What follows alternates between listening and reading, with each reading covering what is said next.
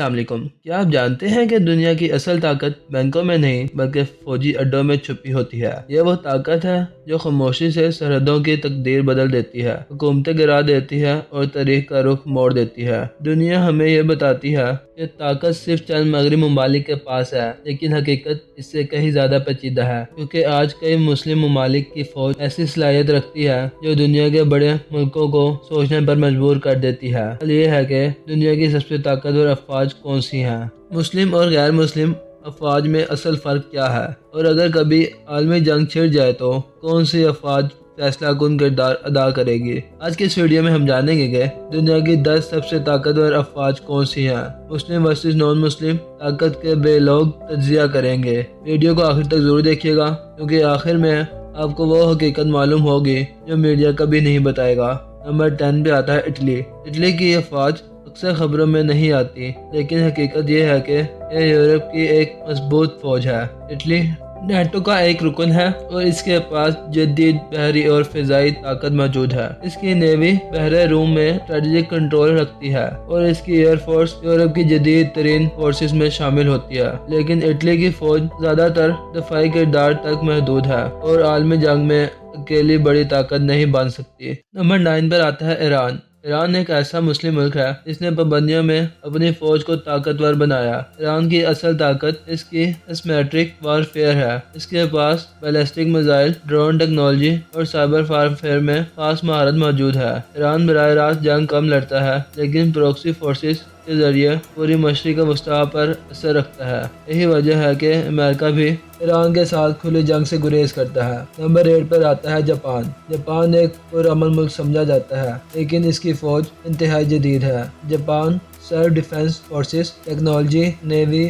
اور year power میں دنیا کی بہترین فورسز میں شامل ہے۔ جاپان اب آہستہ آہستہ اپنی فوجی پالیسی بدل رہا ہے اور مستقبل میں ایشیا کی بڑی طاقت بن سکتا ہے۔ نمبر 7 پر آتا ہے فرانس۔ فرانس یورپ کے واحد فوج ہے جو مکمل طور پر خود مختار عسکری طاقت رکھتی ہے۔ فرانس کے پاس جدید ایٹمی ہتھیار، جدید نیوی اور عالمی فوجی اڈے موجود ہیں۔ افریقہ اور مشرق وسطیٰ میں فرانس کا فوجی کردار آج بھی نمایاں ہے، لیکن فرانس کی فوج زیادہ تر علاقائی اثر تک محدود ہے۔ نمبر 6 پر آتا ہے ترکی۔ ترکی ایک ایسا مسلم ملک ہے جس نے اپنی دفاعی صنعت میں خود کفالت حاصل کی۔ ترکی کے ڈرونز نے جدید جنگ کا تصور بدل دیا۔ نیٹو کا رکن ہونے کے باوجود بھی ترکی اپنی آزاد خارجہ پالیسی رکھتا ہے۔ ترکی کی فوج یورپ، ایشیا اور مشرق وسطیٰ تینوں میں اثر رکھتی ہے۔ یہی وجہ ہے کہ ترکی ایک رائزنگ ملٹری پاور بن چکا ہے۔ نمبر 5 پر آتا ہے بھارت۔ بھارت اعداد و شمار کے لحاظ سے دنیا کی بڑی افواج میں شامل ہے۔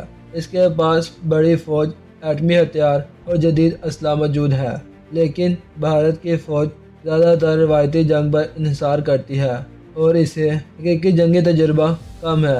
اسی لیے بھارت کی طاقت زیادہ تر کاغذی اعداد و شمار تک محدود رہتی ہے اور اسی لیے پاکستان سے منہ کی کھاتا ہے۔ نمبر 4 پر آتا ہے سعودی عرب۔ سعودی عرب دنیا کا سب سے بڑا دفاعی بجٹ رکھنے والا مسلم ملک ہے۔ سعودی فوج جدید ترین ہتھیاروں سے لیس ہے اور عالمی طاقتوں کے ساتھ براہ راست عسکری روابط رکھتی ہے۔ مکہ اور مدینہ سعودی عرب کو روحانی طاقت بھی فراہم کرتے ہیں۔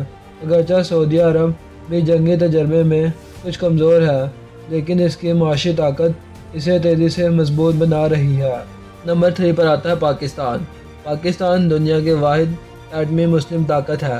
یہ حقیقت اکیلے ہی پاکستان کو عالمی فوجی نقشے پر خاص مقام دیتی ہے۔ پاکستانی فوج نہ صرف روایتی جنگ میں مضبوط ہے، بلکہ انسداد دہشت گردی میں بھی دنیا کی سب سے تجربے کار افواج میں شامل ہوتی ہے۔ پاکستان کے ایٹمی ہتھیار صرف طاقت نہیں بلکہ خطے میں امن کا توازن ہے۔ اس لیے پاکستان کو کوئی بھی ملک جیسے بھارت جیسا دشمن بھی ہلکے میں نہیں لیتا۔ نمبر 2 پر آتا ہے چین۔ چین دنیا کی تیزی سے بڑھتی ہوئی فوجی طاقت ہے۔ چین کی فوج اعداد و شمار، ٹیکنالوجی اور مصنوعی ذہانت AI میں دنیا کو حیران کر رہی ہے۔ چین اب سمندر، خلا اور سائبر وارفیئر میں تیزی سے آگے بڑھ رہی ہے۔ آنے والے برسوں میں چین امریکہ کے لیے سب سے بڑا فوجی چیلنج بن سکتا ہے۔ نمبر 1 پر آتا ہے امریکہ۔ امریکہ ابھی تک دنیا کی سب سے طاقتور فوج رکھتا ہے۔